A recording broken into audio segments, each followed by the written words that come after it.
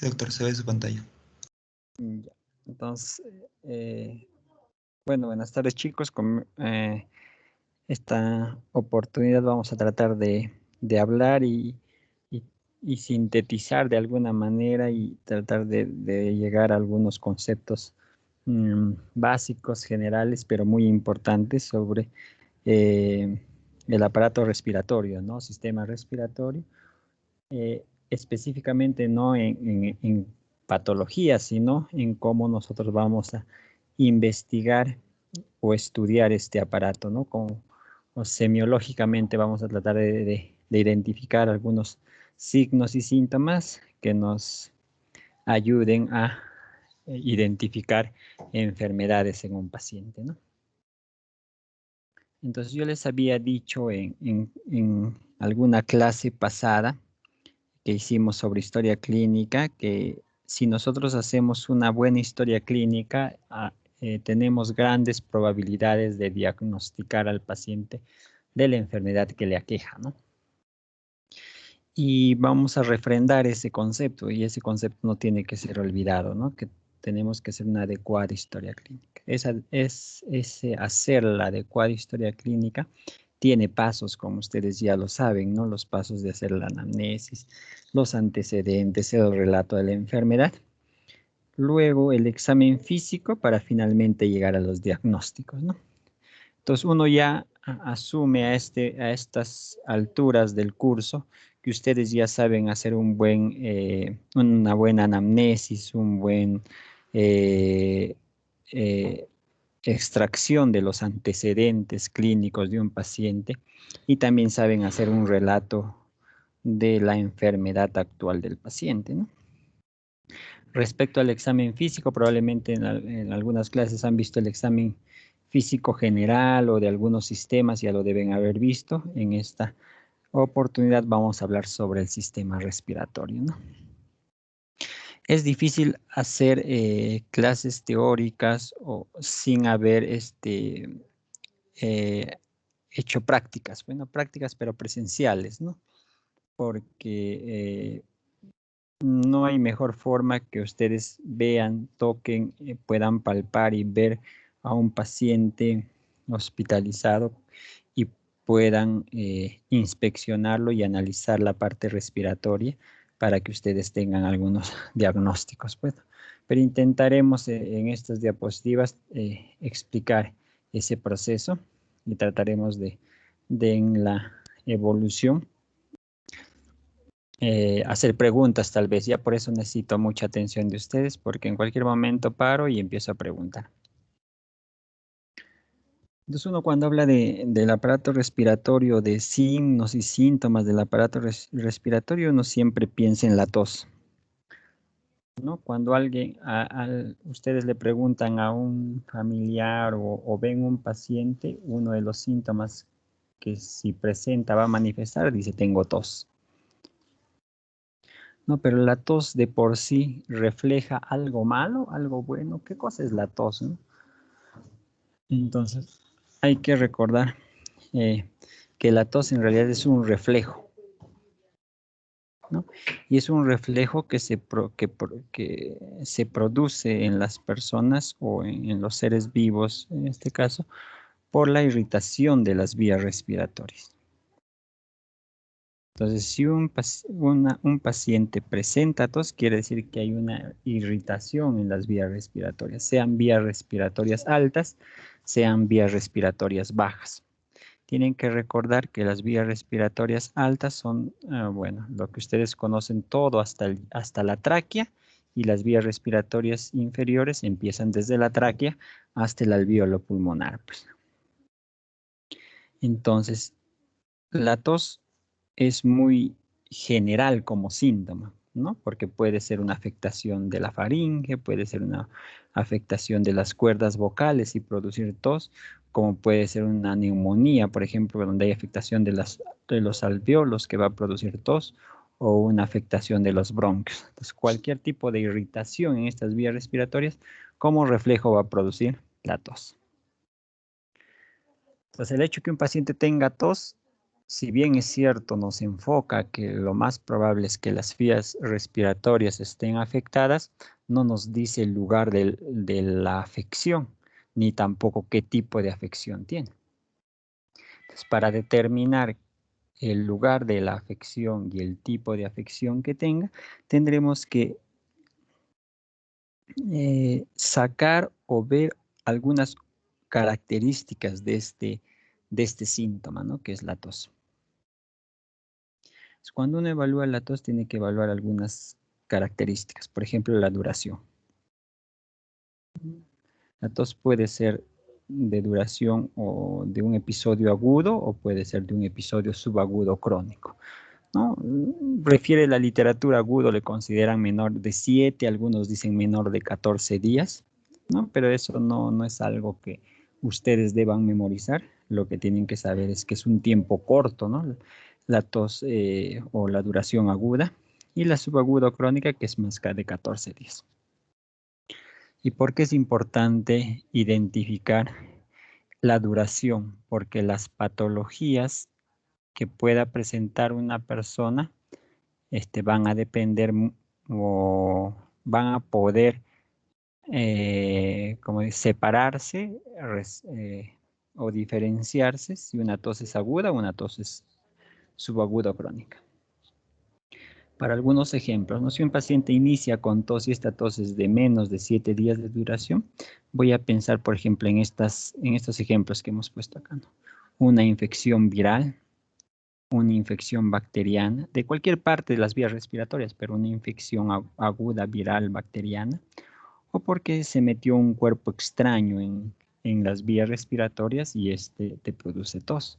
No sé si ustedes a veces se han atorado, como dice el término, con algún alimento que han comido y les ha producido tos, pues.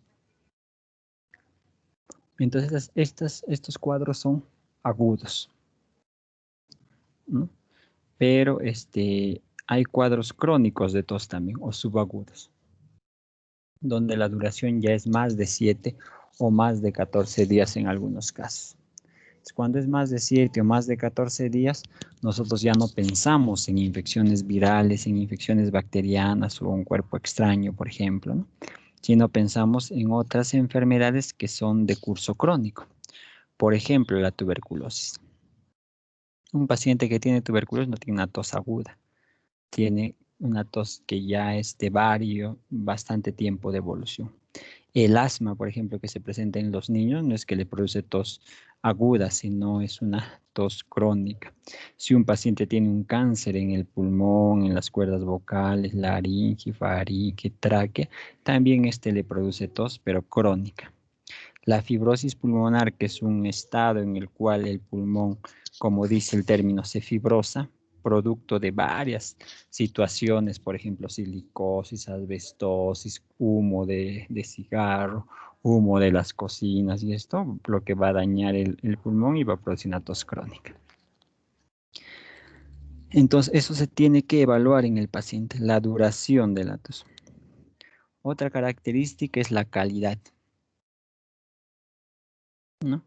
A la calidad nos referimos, por ejemplo, cuando una tos es de característica seca, ¿no? No sé si ustedes, bueno, sí deben haber escuchado, pues generalmente los niños que empiezan a toser, pero no pueden botar ningún flema, o no hay esa sensación de que hay un flema interno, mucosidad que quiera eliminarlo, sino es una tos seca, ¿no? Entonces, eso es reflejo de algunas patologías también, a diferencia de una tos expectorativa, ¿no? Donde hay mayor o hay producción de líquidos, ¿no? Que en este caso se le conoce como flema o secreción mucosa, ¿no? Cuando hay secreción mucosa o flema, principalmente la enfermedad o la infección o la irritación está en vías respiratorias inferiores, ¿no? Porque si ustedes se acuerdan de anatomía o de fisiología, esa parte, bueno, estos órganos huecos tienen una secreción abundante de mucosidad, ¿no? La cual, bueno, no es, la producción es mayor a la absorción y por eso empieza el paciente a presentar secreción mucosa. Y esta secreción puede ser por infecciones, también puede ser por irritación, ¿no? Pero no se produce en cuadros de espasmo, por ejemplo, ¿no? Cuando se obstruye un bronquio, un bronquiolo, no se va a producir esta secreción, sino lo que se va a producir es una tos seca. Entonces tenemos que analizar la calidad de la tos también. Lo otro es el tiempo. El tiempo no me refiero en este caso a que es agudo, crónico, ¿no? Sino nos referimos al tiempo en presentación. O sea, si es eh, persistente, si es intermitente, si es recurrente. Esto más o menos se ejemplifica cuando algunos pacientes, bueno, tienen tos, por ejemplo, unas 3 episodios, 4 episodios de tos en la mañana, luego otros 3 o 4 episodios en la tarde, o solo tienen episodios de tos, digamos, hacen un ejercicio intenso y tienen este episodio de tos, a diferencia de otros pacientes que tienen tos persistente todo el tiempo, ¿no? Es constante. Entonces, eso también se tiene que analizar en el paciente para determinar el lugar probable de la infección y de la infección, de la afección, en este caso, del sistema respiratorio. Como conclusión de esto de la tos, entonces siempre tenemos que preguntar estas características: duración, calidad, tiempo. Solo el hecho que el paciente te diga tengo tos no es, no, el dato no va a ser tan importante como cuando te diga que tiene tos de duración tanto, de calidad tanto, que se presenta en tales episodios, ¿no? Eso nos va a ayudar más al diagnóstico. Entonces, hay situaciones particulares en el cual uno a ese síntoma de la tos le tiene que tomar importancia y tiene que hacer estudios, ¿no? Para saber por qué es esa tos. Porque una tos irritativa, por ejemplo, porque uno inhala, no sé, inhala un polvo extraño, irrita las vías respiratorias y uno tose, ¿no? Pero eso no lo vas a estudiar, pues no vas a investigar por qué es, cuál es la causa y qué tratamiento le voy a dar, porque es algo casual que se presenta, ¿no? Que es parte de la vida diaria de las personas.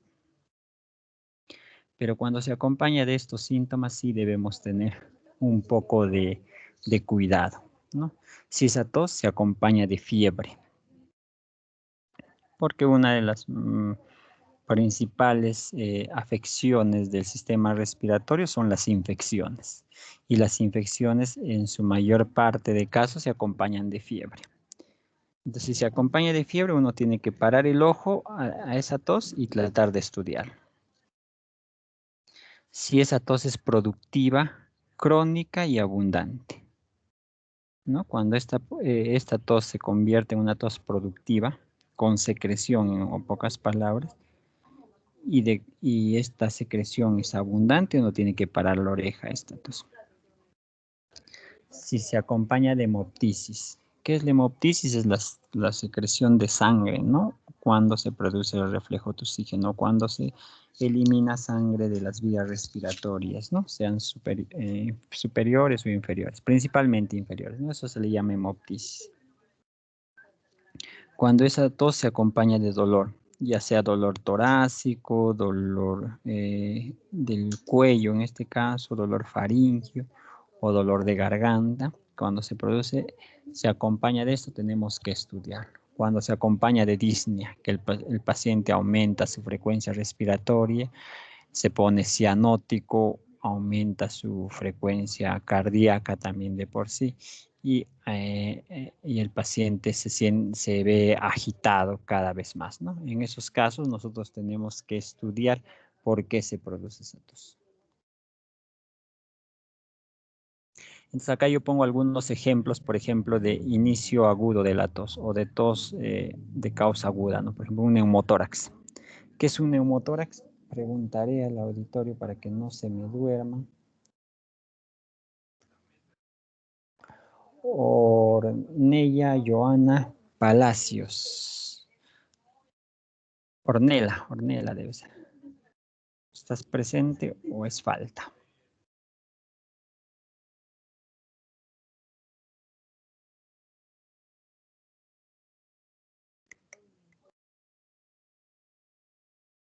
No hay Ornella Joana. Ya, Joana es falta, ¿no? Voy a tener un lápiz. Ok.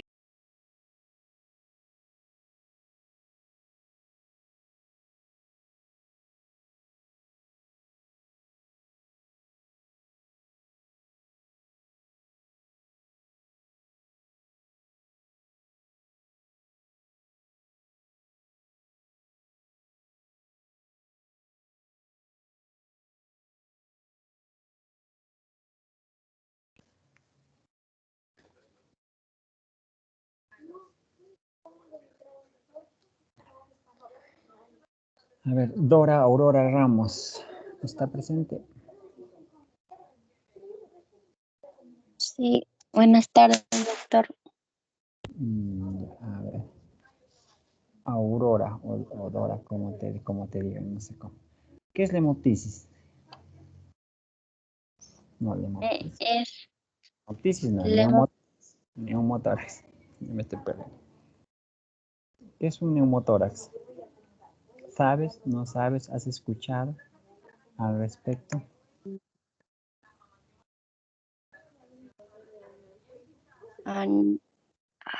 Neumotórax es cuando el uno de los dos o un pulmón se,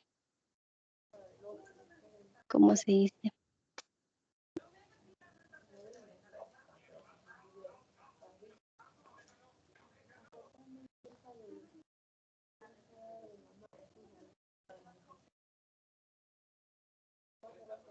No estás segura. A ver, Angie. Angie Mirei Zárate. Sí, doctor, el neumotórax es cuando hay presencia de aire, en las cavidades pleurales. ¿Cómo es eso en las cavidades pleurales? Eh, En el espacio. Entre la pleura y ¿No?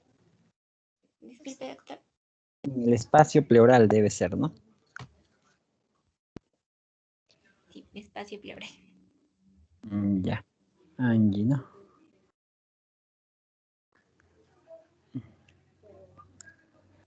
Ya. Cristian Alexander. ¿Qué dices? ¿Qué es el neumotórax? Presente, doctor. ¿Aló? Cristian, te escuchamos. ¿Qué es el neumotórax, Cristian? El neumotórax es aire en los pulmones, puede ser por En colapso los pulmonar. pulmones, ¿cómo en los pulmones? En los pulmones hay aire, pues. ¿O no hay aire? Sí, claro, pero allá es un derrame de aire en el tórax puede ser de los pulmones por colapso pulmonar. ¿Cómo en el tórax? A ver, específicamente, bien, más claro. A ver, Erickson. Illich, Zulka. Doctor, buenas tardes. Buenas tardes. Neumotórax, Erickson. ¿Has escuchado alguna vez? ¿No lo has escuchado? Sí, doctor, el neumotórax básicamente se define como la presencia de aire entre ambas hojas pleurales. Ya, en el espacio pleural, ¿no? Lo que había dicho tu compañera Angie. No en el tórax, no en el pulmón, en el espacio pleural. ¿Ya? A ver, Araceli Ketty Candelario. ¿Estás? Sí, doctor. Ketty, ¿por qué crees que se llenaría o se o ingresaría aire a los pulmones? Puede ser por la diferencia de presiones, doctor. ¿Cómo así? No sé, o sea, yo me voy a debajo del nivel del mar y la presión es menor y se empieza a llenar aire en el espacio pleural. Sé más, No. Ah, es la fisiopatología, ¿no? Que hay cambios de presiones por eso el aire, pero no, pues, ¿por qué causa? ¿Qué te motivaría que se llene mm, por la presión negativa. A ver. eh,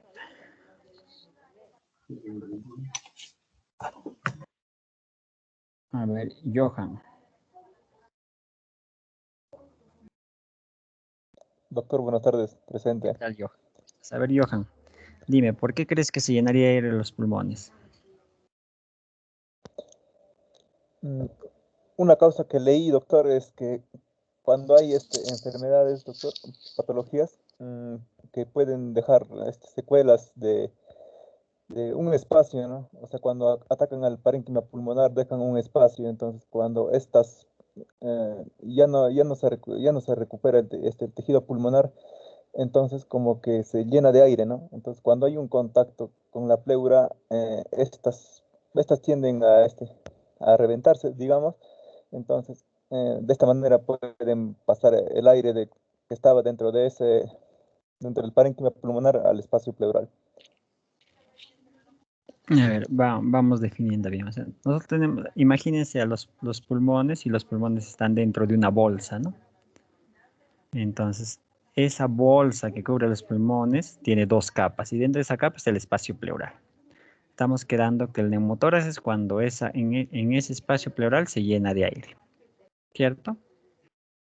Entonces, si me dices que hay un hueco en el pulmón, ¿cómo fisiopatológicamente o cómo entraría al espacio pleural si el hueco está en los pulmones? Hazte la imaginación de ese suceso.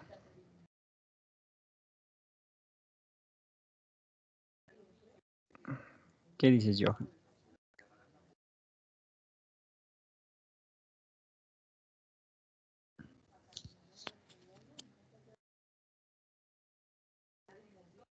Pasamos con Talía. A ver, Talía.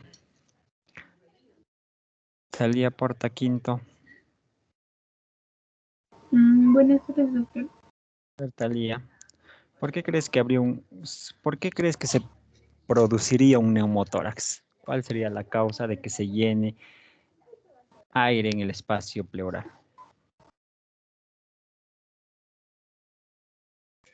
Puede ser por como que una lesión así como comprensiva en el tórax. O sea, puede Ya, provocar estamos cerca. Una lesión comprensiva no creo, pero sí podría ser un trauma, pues por arma de algo fuego, así. digamos. Si entra una pistola y pasa el espacio pleural, entonces se va a quedar un hueco y se va a llenar de aire porque ustedes saben cuál es la presión. A ver, eso a Solange le vamos a preguntar.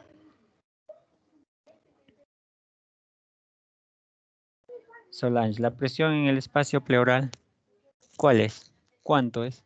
¿Te acuerdas? ¿Fisiopatología o fisiología? Buenas Fisiología, sí, tardes, sí. doctor. Yo recuerdo que la presión pleural era negativa, era aproximadamente menos Ya, 7 centímetros. ya. Lo más importante es que te recuerdas que es negativa, ¿cierto?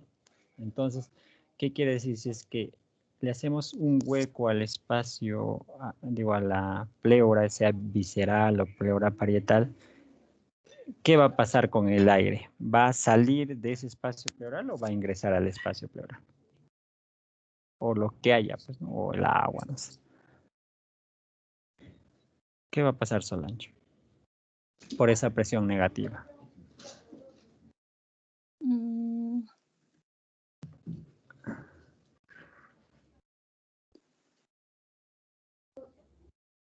Doctor, ¿me puede repetir otra vez? A ver, Solange, Si es que ese espacio pleural, tú me has dicho que su presión es negativa y todos estamos de acuerdo en eso, ¿cierto? ¿O alguien tiene alguna objeción que la presión del espacio pleural no sea negativa? Sí es una presión negativa, ¿correcto? Hasta ahí estamos todos.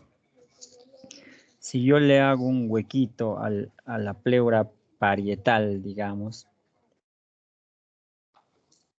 ¿qué pasaría en el espacio pleural? Ya.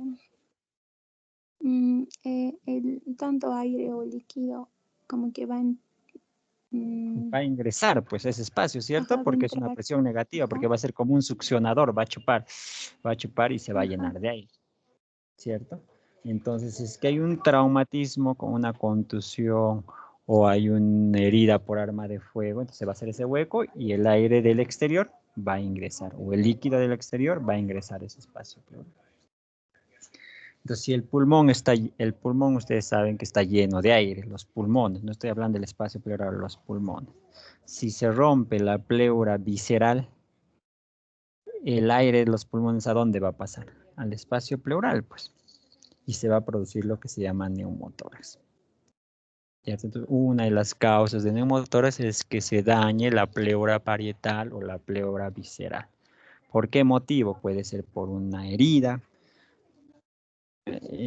punzo cortante, una herida por arma de fuego, o lo que había dicho su compañero Johan, ¿no? Cuando un paciente tiene una enfermedad crónica, lo que hace esa enfermedad del pulmón es debilitar la pleura visceral en este caso, y se hace como que más delgadita, más delgadita, más delgadita, hasta que se rompe. Si se rompe esta pleura, entonces todo el líquido o el aire pasa a este espacio pleural.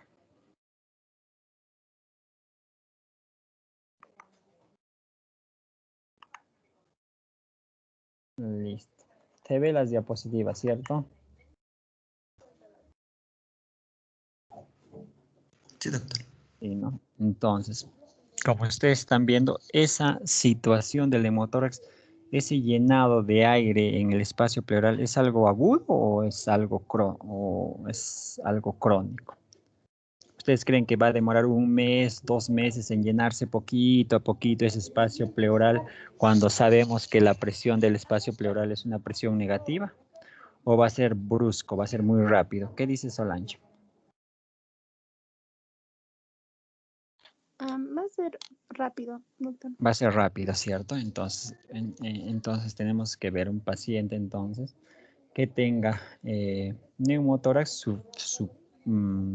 su presentación de signos y síntomas va a ser rápido. Y ese se va a manifestar con tos, porque va a haber irritación en este caso de los alvéolos, del parénquima pulmonar. ¿Por qué va a haber irritación de los alvéolos o del parénquima pulmonar? Porque este aire que está en el hemotórax, ¿qué va a hacer con el pulmón, Solange? Para terminar. El pulmón va a colapsar. Claro, ¿por qué? Porque el espacio pleural se llena de aire, tiene mayor presión y lo va a colapsar a este pulmón, ¿cierto? Y eso se va a manifestar como tos. Entonces, cuadros agudos que se acompañen de tos aguda, ¿no? Y si es que se colapsa el pulmón, Solange, vamos a tener mayor necesidad de oxigenarnos o menor necesidad de oxigenar. Menor, porque va a estar más pequeño. No, pero nosotros, ¿tú qué vas a sentir? ¿Mayor necesidad de oxígeno o menor necesidad de oxígeno? Ya, nosotros mayor. Mayor necesidad de oxígeno, y eso se va a transmitir con la frecuencia respiratoria aumentada o disminuida. Aumentada, ¿cierto? Va a aumentar. Ajá. Va a aumentar, y nuestra sensación de que nos falta aire va a ser cada vez peor, pues, ¿no? Entonces acompaña una tos, se va a acompañar de un cuadro agudo, va a ser de cuadro agudo y se va a acompañar de dificultad respiratoria, ¿no? Que dependiendo del tamaño o el hueco de la pleura, será grave, moderado, leve, pues. Entonces, es por eso que necesitamos, cuando encontramos un síntoma, analizar con los demás síntomas para formar un síndrome o una enfermedad. De por sí solo, no al paciente que tose, a cualquier paciente que tose, no vas a decir, él tiene neumotórax, ¿cierto? Tienes que analizar con los demás síntomas que se presentan. Otra causa de tos aguda es, por ejemplo, la embolia pulmonar. ¿Qué es la embolia pulmonar? Vamos a ver. Vamos a hacer. Vivian, ¿qué es la embolia pulmonar? ¿Qué sabes de embolia pulmonar? ¿A qué te suena?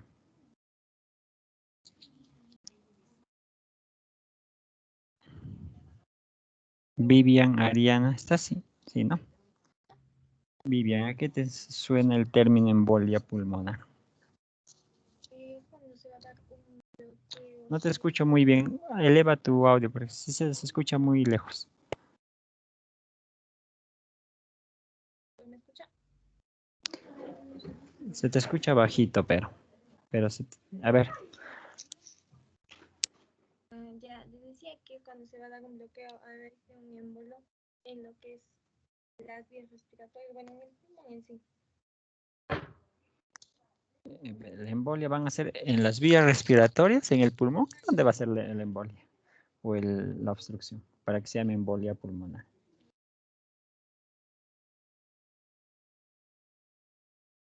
En los pulmones, bueno, en los vasos, no sé, ¿En los pulmones? ¿En dónde? vasos que llegan, pero a los pulmones. En los vasos sanguíneos, ¿no? En los vasos sanguíneos. Hay que hablar bien, hay que tratar de diferenciar bien los términos, porque después ustedes mismos luego se van a confundir. En los vasos en los vasos sanguíneos, no sean arterias o sean venas. Se mete ahí un trombo. ¿Y qué es un trombo, Vivian?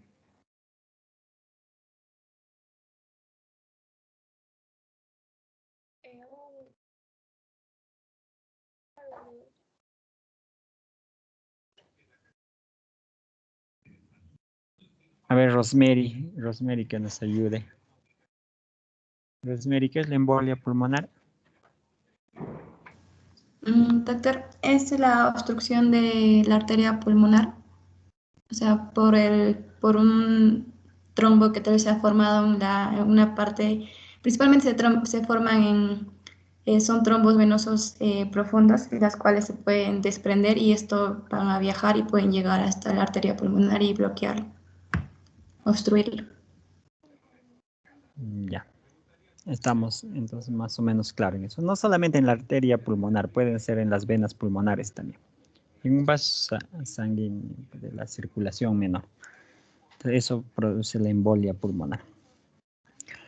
Entonces, dependiendo del vaso que afecte, obviamente va a presentarse la sintomatología, ¿no? Que se va a presentar con tos, con dificultad respiratoria también en estos pacientes.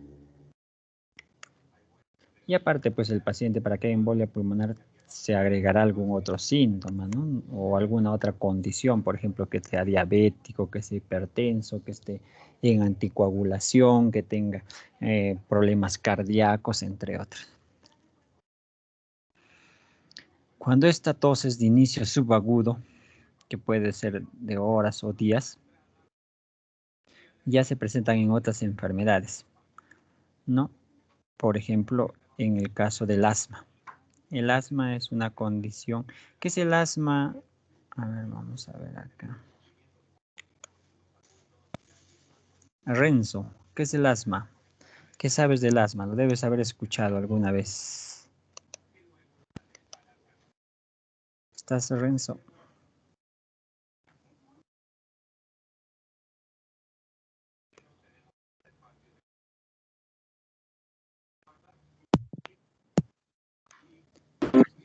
Doctor, Sí, sí estás, ¿no? Renzo, sí, ¿qué es el asma? el asma, básicamente el asma es una enfermedad en la que se va a producir una broncoconstricción debido principalmente a reacciones alérgicas.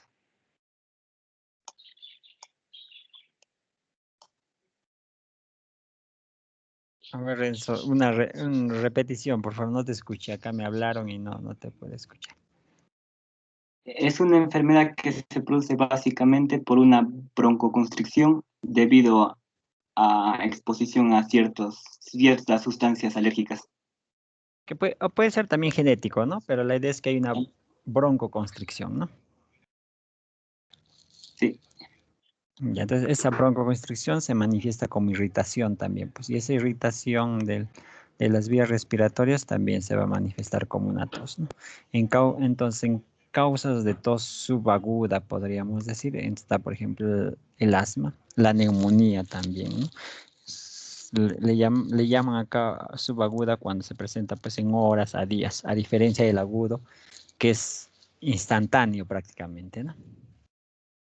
Pero hay otras causas de tos que son de evolución crónica. Por ejemplo, la enfermedad pulmonar obstructiva crónica, un derrame pleural, cuando hay líquido en los pulmones. Derrame lo llamamos, a diferencia de neumotórax, que es cuando hay aire, derrame pleural cuando hay líquido en el espacio pleural. Otras causas crónicas de tos, trastornos neuromusculares, o sea, los músculos encargados de la respiración son los que se afectan, ¿no? Trastornos como fibróticos pulmonares, como la fibrosis pulmonar, tuberculosis pulmonar, cánceres, bronquiectasia, sarcoidosis, todos estos se pueden manifestar como tos de aspecto crónico. Entonces, solamente saber si la tos es aguda, subaguda o crónica nos va a dar una sospecha diagnóstica. Por lo tanto, vuelvo a repetir, es muy importante preguntar al paciente cómo es la evolución de ese síntoma. En este caso, del síntoma que estamos hablando es la tos, pues, ¿no? Otra cosa importante que tenemos que ver en fisiología, en semiología respiratoria, es cómo hacemos el examen físico pulmonar. Ustedes ya les deben haber enseñado que hay 4 parámetros generales que debemos hacer cuando hacemos el examen físico, ¿no? La inspección, la palpación, la percusión y la auscultación, ¿no? De ellos, obviamente, hay sistemas en los cuales no se hace uno u otro, pues, ¿no? Dependiendo del sistema que vamos a evaluar. En este caso que estamos evaluando sistema respiratorio, tenemos que tener consideración en estos 3, ¿no? Inspección, percusión y auscultación. Entonces, en la inspección, ¿qué cosa? Cuando tú ves a un paciente y vas a evaluar sus vías respiratorias, lo primero es que tienes que ver cómo está esa caja torácica. Al ver la caja torácica podrás tú darte cuenta cómo está su frecuencia respiratoria. Va a ser distinguible en un paciente que está taquipneico en relación a un paciente que está con frecuencia respiratoria normal. O un paciente que está con una desbalance tóraco-abdominal o desbalance torácico, que quiere decir que el pulmón del lado derecho o mejor dicho, el tórax del lado derecho se ve que se insufla y el lado izquierdo más bien ves que como que se desinfla, ¿no? Entonces, eso se puede producir, sí, cuando hay fracturas de las costillas, por ejemplo. No sé, hay un desbalance torácico. Entonces, eso lo vas a poder ver tú en la inspección, pues cuando tú descubres al paciente el tórax y vas a ver cómo está su frecuencia. Los movimientos que hace para respirar en relación a si usa músculos accesorios, por ejemplo. Ustedes saben que los músculos para la respiración ya es más que sabido que el principal es el diafragma, ¿cierto? Y hay otros músculos accesorios como los abdominales, el escaleno también y el esternocleidomastoideo, ¿no? El del cuello. Entonces, si vemos que ese paciente usa esos músculos accesorios, quiere decir que no está haciendo una función respiratoria adecuada. Eso nos puede dirigir a pensar en un diagnóstico. El otro, la cianosis.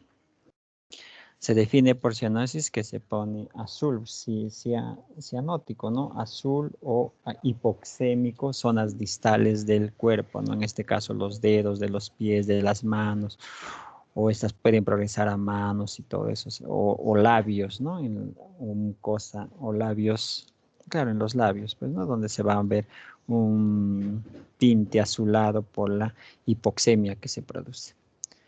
Entonces, eso lo vamos a lograr gracias a la inspección. Podemos ver también la evaluación de los dedos y podemos encontrar los dedos en palillo de tambor, que es característico de las insuficiencias respiratorias crónicas. Y así otros aspectos vamos a ver en la inspección.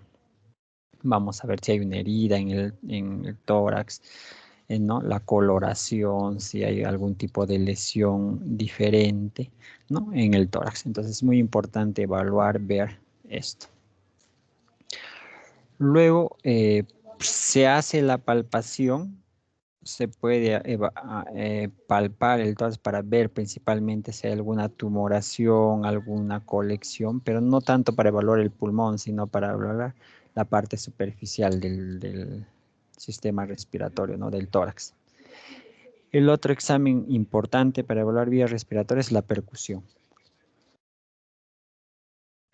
Ustedes tienen que recordar o tienen que ver ejemplos en videos, tal vez acá en el YouTube, cómo se hace la percusión. No solamente para el tórax, sino para otros órganos también, donde por el sonido que se hace al hacer la técnica de percusión, vamos a diferenciar sonidos donde hay sonido mate, se le llama matidez, y donde hay sonidos resonadores, ¿no? O timpanismo también se le conoce, ¿no? Que es un sonido vacío, de un hueco. Eso nos sirve para identificar algunos órganos. Por ejemplo, si uno hace la percusión en la parte media del tórax anterior, donde está el corazón, uno va a captar el sonido mate, pues, ¿no? O la matidez. Si hace en el borde hepático, en donde está el hígado, en el hipocondrio derecho, también va a encontrar el sonido mate. A diferencia que ustedes hagan la percusión en los pulmones, donde lo que va a haber es timpanismo, ¿no? Entonces, eso también nos ayuda a evidenciar las características de los órganos internos. Por ejemplo, en la pared abdominal también lo que vamos a escuchar en el abdomen, no en la zona de hígado, sino en el abdomen, por el epigastrio, podríamos decir, o por el centro del abdomen, vamos a encontrar timpanismo también, porque son los intestinos que están vacíos, que es lo que van a sonar, ¿no? Entonces eso es lo normal, lo que semiológicamente debemos escuchar. Pero imagínense que uno hace la percusión y en el hemitórax izquierdo, en la parte superior, escuchas sonido mate. Entonces eso no es normal, porque ahí debería haber aire nada más, ¿no? Porque es el pulmón, pues su principal componente es el aire. Pero si hay un sonido mate, ¿en qué podríamos pensar?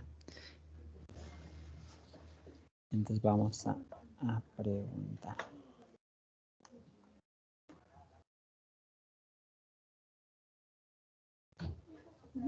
A ver, Piero Fabricio. Doctor. Piero, con la percusión, cuando yo escucho sonidos mate en el pulmón, ¿para qué o para qué nos sirve la percusión? Sería la pregunta mejor, Piero. La percusión es para, por ejemplo, si escuchamos matidez aquí en la zona torácica, podríamos estar pensando tal vez de algún derrame que genere ese sonido de mate, sonido así brusco, como si estuviera completa la cavidad. Ya.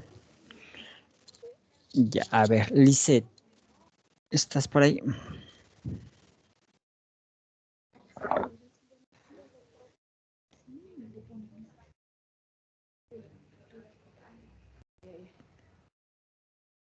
Lisette, ¿no está? Lisette Garay Ríos no ha venido, ¿no?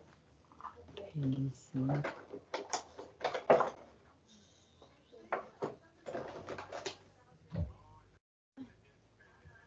Parece que sí está. No te escucho. Estás con audio apagado, creo.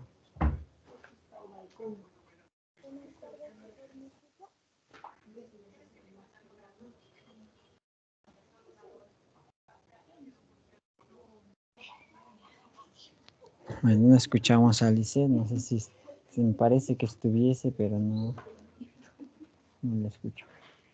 Joseph Max Soto.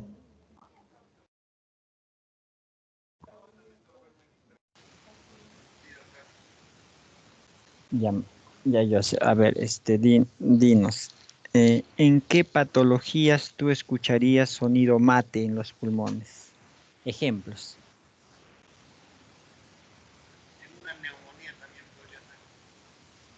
Ya, en una neumonía refieres que escuchamos un sonido mate. Ya. Otro ejemplo, a ver, Lisbeth Elita Cristóbal.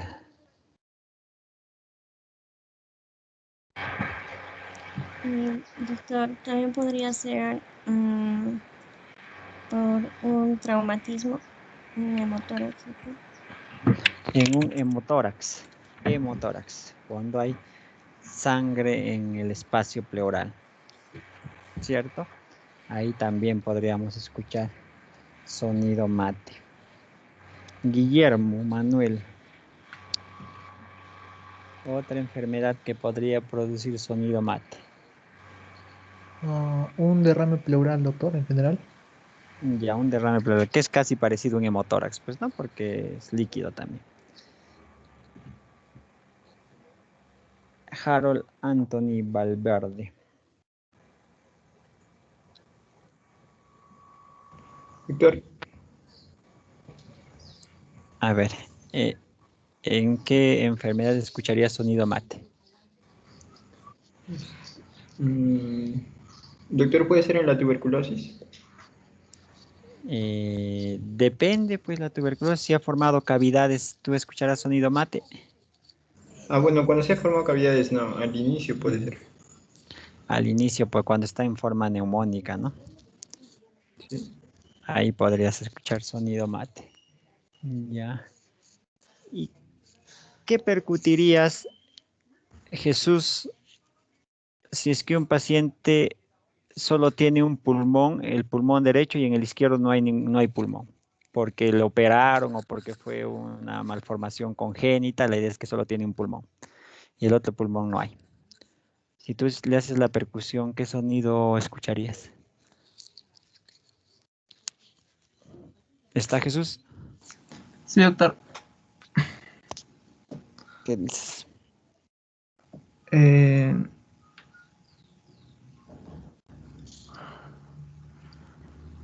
No serían No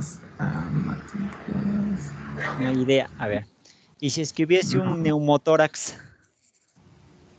donde se colapsó el pulmón izquierdo completamente y tú haces la percusión, qué escucharías? Sería un sonido más, no tan intenso, la duración sería más grande.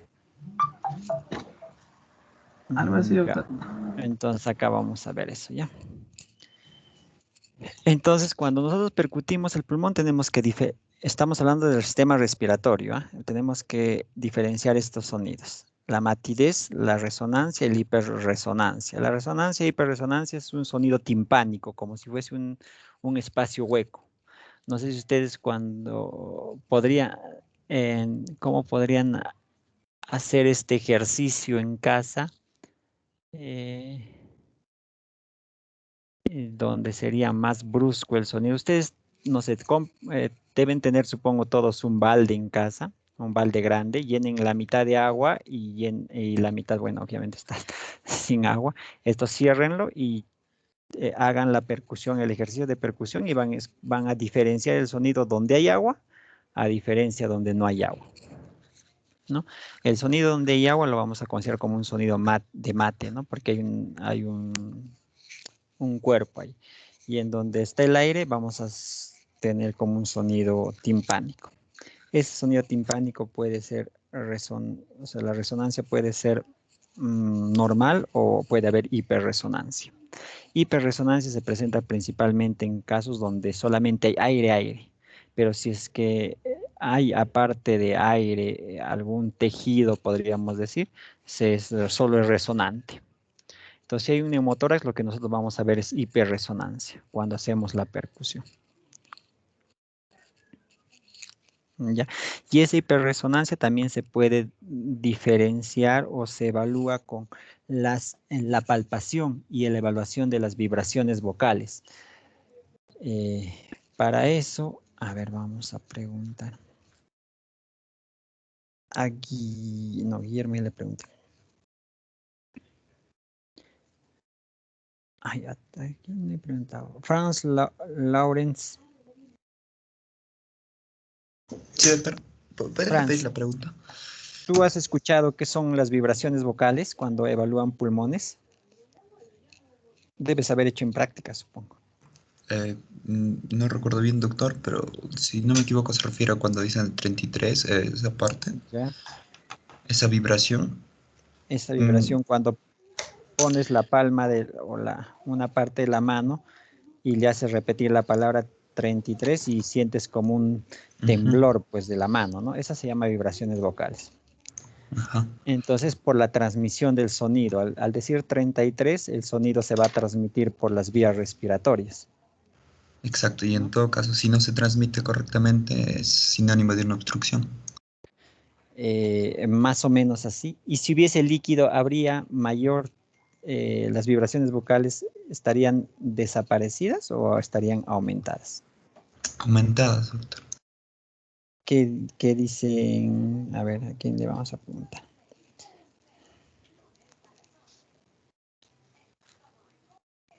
Vamos a poner 3 escenarios.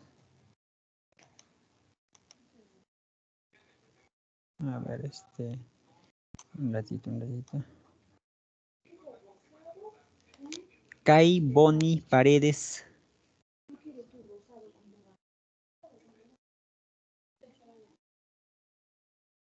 Sí, doctor, buenas tardes. A ver, vamos a poner 3 ejemplos. Que haya un neumotórax. El segundo ejemplo, que haya líquido en el espacio pleural, como por ejemplo un hemotórax. Y el otro, que haya una neumonía. ¿Cómo estarían las vibraciones vocales en cada escenario, Bonnie? En el neumotórax y en la neumonía va a tener un sonido mate. No, estamos hablando de vibraciones vocales. Las vibraciones vocales, habíamos dicho por tu compañero anterior, es cuando nosotros le hacemos repetir la palabra 33 al paciente y tocamos la parte del tórax del paciente y sentimos como una vibración por haber dicho esa palabra, pues el paciente. Y eso es porque el sonido se transmite por las vías respiratorias. Entonces, eso es normal, o sea, las vibraciones vocales son normales en un paciente que no tiene ninguna patología, pero estas pueden ser aumentadas o disminuidas dependiendo de si tiene alguna patología o no. ¿Qué dices entonces? Si tiene un neumotórax, ¿cómo serían las vibraciones vocales?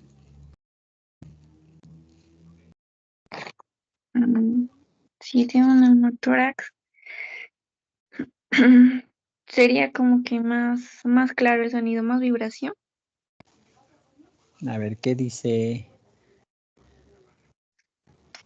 A ver, ¿a quién le pedimos? A Mayli.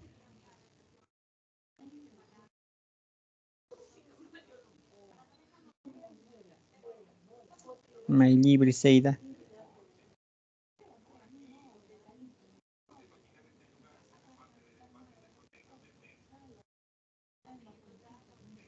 No está Mayli, ¿no? Ya.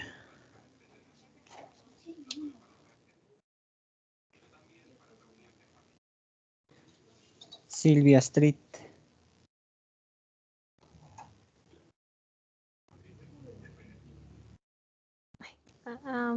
Buenas tardes, doctor, ¿me escucha? Sí. A ver, ¿cómo estarían las vibraciones vocales en un neumotórax? Estarían aumentados porque aumentaría la consolidación. Y por ende podría transmitirse más las vibraciones vocales. En un neumotórax estamos hablando. ¿Qué es un neumotórax? Neumotórax. Neumotórax es que hay aire en el espacio pleural, ¿cierto? Sí, neumotórax sí. Pienso que estaría disminuido. Deberían estar disminuidas, ¿no? A diferencia de una neumonía, como tú dijiste, la neumonía hay un consolidado y el sonido se transmite mejor en el aire o en el líquido.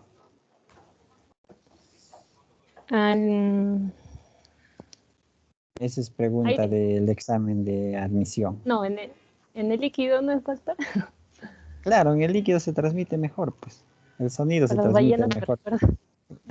Claro, tienes que recordar por el examen, por las ballenas. Entonces, el sonido en el líquido, o sea, en el sólido, podríamos decir, en este caso, se transmite mejor. Y entonces ahí estarían las vibraciones vocales aumentadas. A diferencia de que se produce en un neumotórax, ¿no?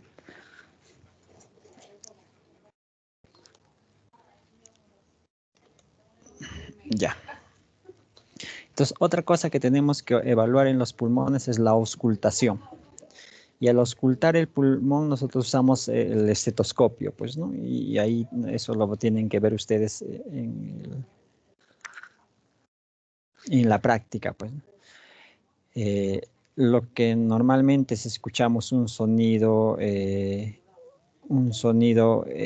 como les digo, de pase de aire, que es un sonido característico, pues, ¿no? Sui generis del pase de la inspiración y de la expiración de aire, ¿no? Pero este sonido que ustedes pueden escucharse ustedes mismos, escuchar algunos familiares, puede alterarse cuando hay alguna patología.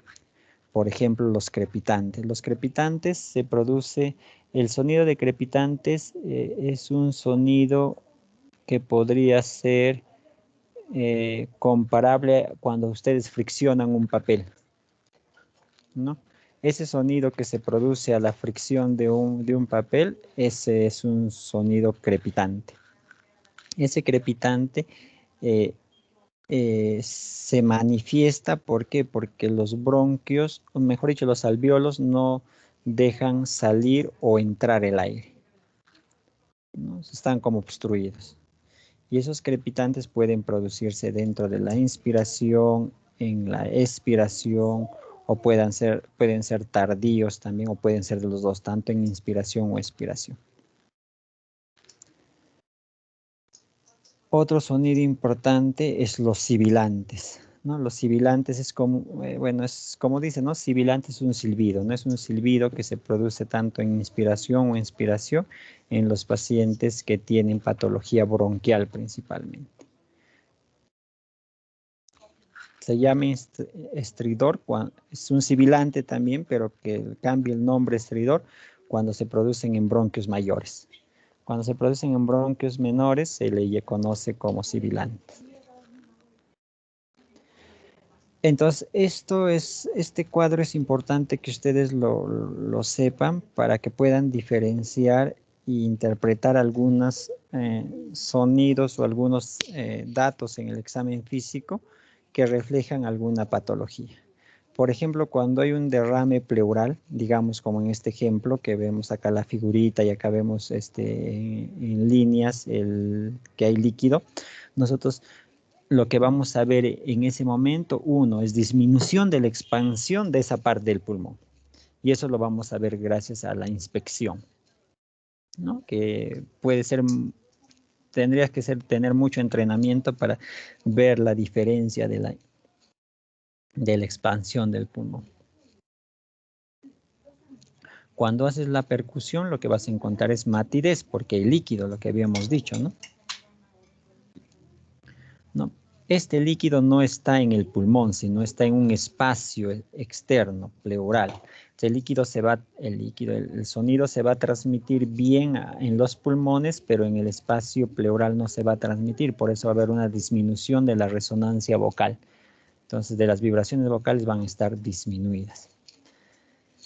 Y obviamente en este lugar donde está el derrame pleural no vas a encontrar los ruidos respiratorios normales, pues. No vas a encontrar que cuando hace inspiración y expiración un ruido que semeje el ingreso o salida de aire. Eso para derrames pleurales. Causas de derrame pleurales, una infinidad. Eso lo van a ver en otro capítulo. Consolidación. ¿Qué vamos a ver cuando está consolidado el pulmón? No el espacio pleural, cuando está consolidado obviamente el pulmón. Hay disminución de la expansión, igual que en el derrame pleural, sí.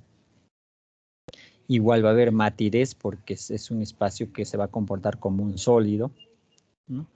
Pero como este espacio, este consolidado es en el pulmón mismo y les había dicho que el sonido transmite mejor el sonido, mejor dicho, el agua transmite mejor el sonido, va a haber un aumento de las vibraciones vocales. Y el paciente en esta condición sí va a presentar crepitantes. Diferencia de un neumotórax, va a haber una disminución de la expansión también porque el pulmón no se va a poder expandir, pero cuando uno le hace la percusión ya no va a estar el sonido mate, sino va a haber un sonido timpánico y ese sonido timpánico va a ser tan notorio que se va a manifestar como una hiperresonancia o va a ser hiperresonante. Igual acá no es que el pulmón, o sea, el sonido se va a transmitir desde las cuerdas vocales, pero el pulmón como va a estar colapsado, se va a transmitir solo hasta la parte del pulmón colapsado. Y todo el neumotórax ya no se va a transmitir el sonido, por lo tanto, las vibraciones vocales van a estar disminuidas o pueden estar ausentes si el colapso del pulmón es mayor. Pues. Y obviamente si está colapsado el pulmón ya no vamos a encontrar ruidos respiratorios, ¿no? En el caso de una fibrosis, la fibrosis más o menos va a parecerse a una neumonía, porque lo que está dañado es el parénquima pulmonar. Entonces hay disminución de la expansión, ¿no?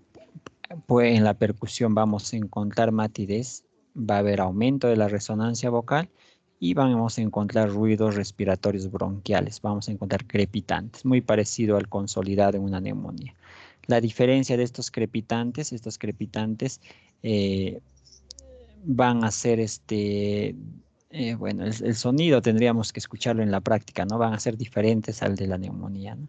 No podría explicar el término exacto para diferenciar estos crepitantes.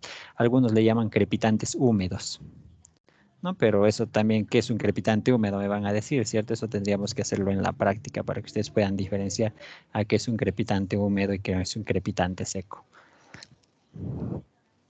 En el caso de que haya colapso del pulmón o hay una lobectomía o neumonectomía, lo que le preguntaba a su compañero, que un paciente que no tenga ese pulmón, obviamente no va a haber sonidos, pues, ¿no?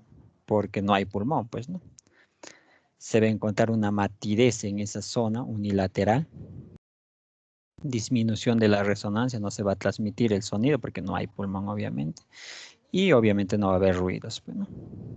En el caso del asma, igual disminución de la expansión bilateral, la percusión bilateralmente va a ser normal. En el asma no hay matidez ni hay tampoco timpanismo o hipersonoridad, es normal. La resonancia también va a ser normal. Lo que va a diferenciarse es que hay sibilantes, ¿no? En algunos casos roncantes y una cosa frecuente es que va a haber una expiración más larga, una expiración prolongada.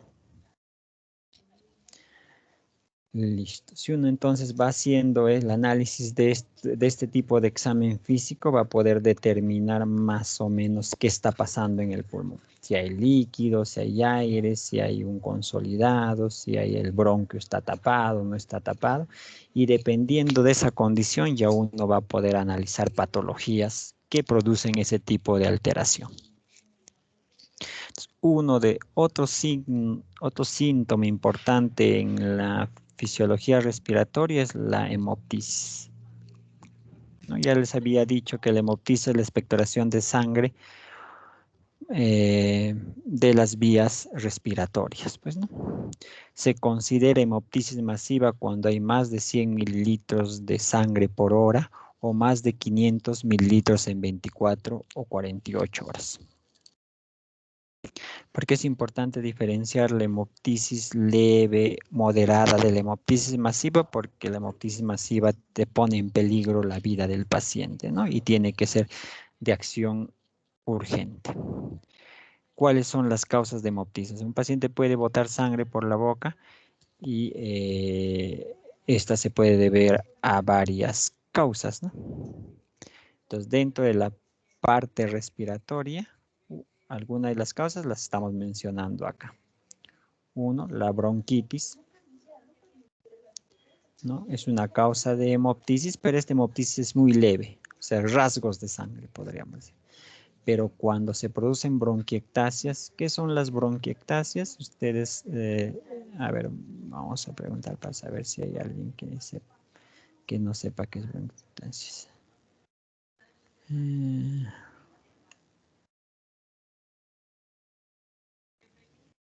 Lisbeth, Elita, ya le pregunté ya, ¿no? John. Sí, doctor, buenas noches. John, ¿qué son las bronquiectasias? Bronquiectasias principalmente cuando se da una infección en lo que son las vías respiratorias, doctor. No, no es así. ¿Qué son las bronquiectasias? Jonathan, a ver, ¿qué son las bronquiectasias?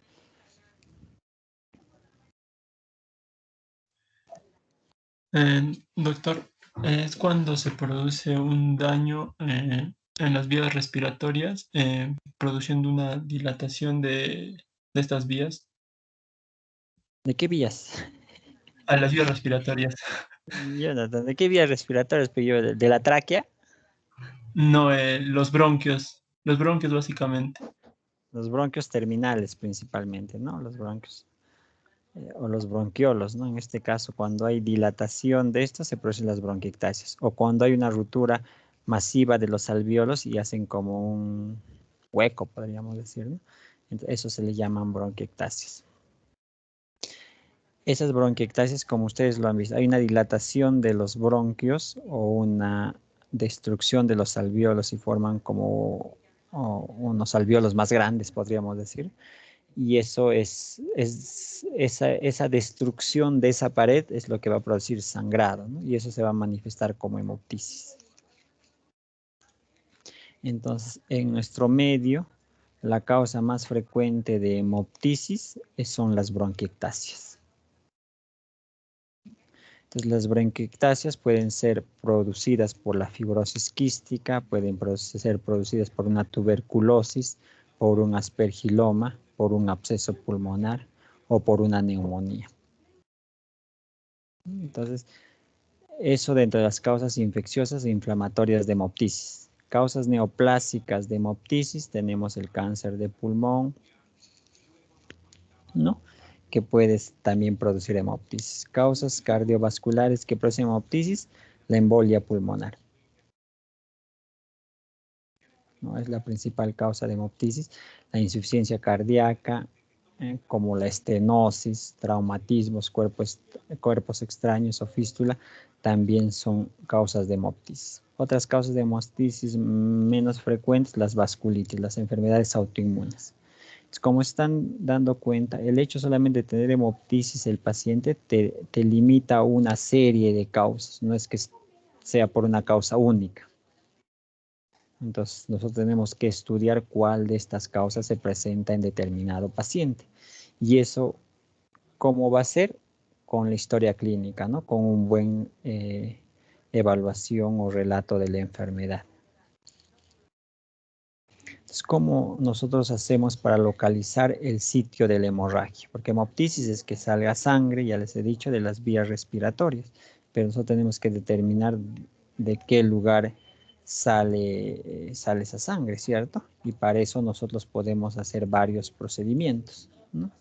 Procedimientos invasivos como no invasivos. El procedimiento, el gol estándar, podríamos decir, para ver si el paciente tiene, o mejor dicho, saber de dónde está sangrando, es la broncoscopía. Pues.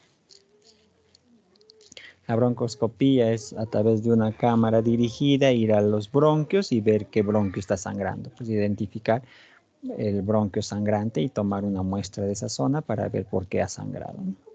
Pero hay otros exámenes que no son invasivos, en este caso la tomografía y el rayos X de tórax, que nos va a ayudar a evidenciar si hay bronquiectasia, si hay bronquitis, si hay embolia pulmonar o si hay un cáncer pulmonar, dependiendo de la condición del paciente. ¿Qué otras cosas tenemos que estudiar en los pacientes que tienen hemoptisis? Su perfil de coagulación, su estado de hemostasia.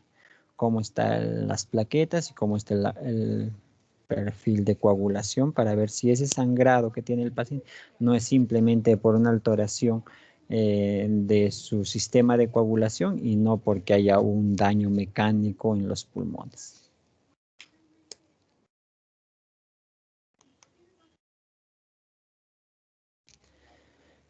El tratamiento, obviamente, el tratamiento de importancia es que nosotros aseguremos la vía aérea, pues, ¿no? Aseguremos la vía aérea en el sentido de que tenemos que usar los mecanismos necesarios para que el paciente no se ahogue por la cantidad de sangre que está produciendo y no pueda respirar porque hay una obstrucción ahí, ¿no? Y eso es habilitando la vía aérea, ya sea con un dispositivo como ventilación mecánica, una ventilación asistida, ¿no? O con algún aparato respiratorio que nos brinde oxigenación al paciente.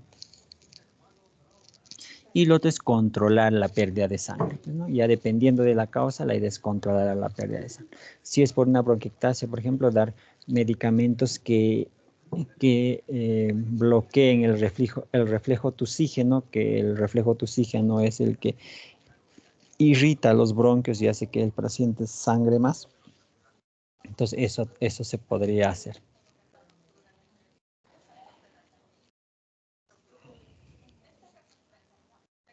Y la cirugía podría ser un método ya final cuando la hemoptisis no ha sido corregida.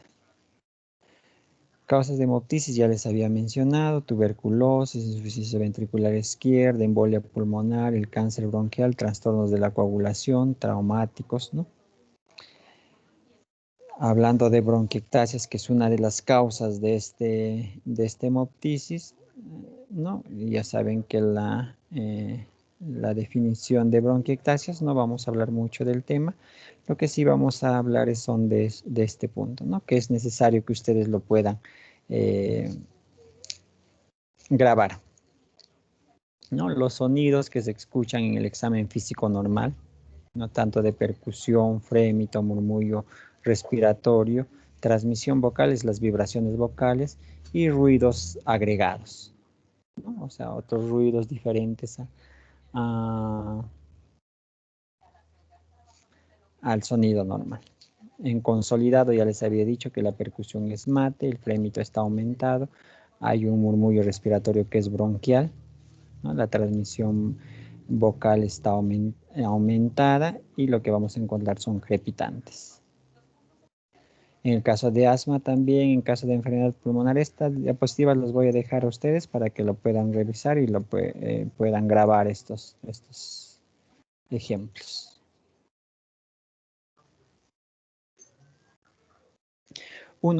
Ya para acabar, uno de los métodos diagnósticos importantes en sistema respiratorio para evaluar el sistema respiratorio es la radiografía de tórax, o en este caso la tomografía, que es ahora el examen auxiliar más frecuentemente usado, ¿no?